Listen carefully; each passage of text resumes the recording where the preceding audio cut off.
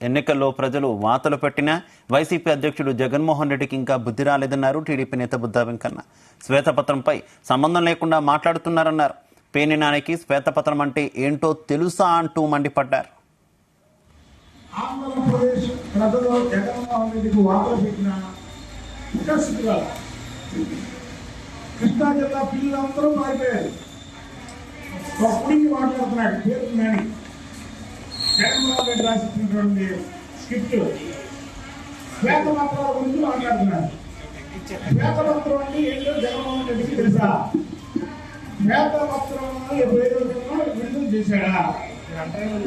ఎందుకంటే జగన్మోహన్ రెడ్డి ప్రజాధనాన్ని దోచుకునే దొంగ కాబట్టి ప్రజలకి ఎక్కడ చెప్పాలో చూపించాడు.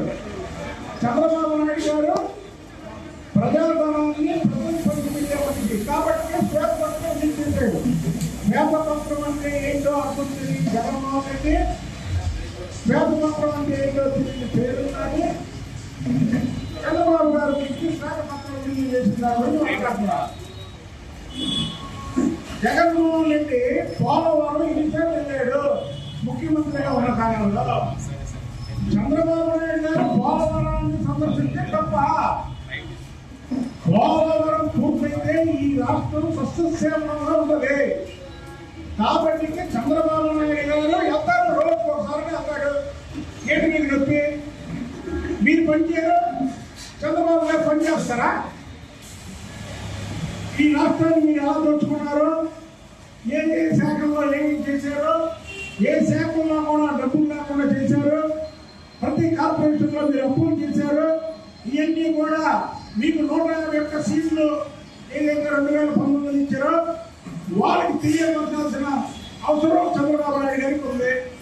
ఇవాళ శ్వేతపత్రం రిలీజ్ చేసి ఒక్కొక్క శాఖ గురించి మీకు ప్రజలకు వివరిస్తున్నారు. ప్రజలకు వివరిస్తుంటే నేను దొంగతనం ఎక్కడ బయటపడిపోయింది, దొంగతనాలు ఎక్కడ బయటపడిపోతాయని ఉలిక్కిపడి ప్రెస్ మీట్ పెడతారు. చెప్పండి,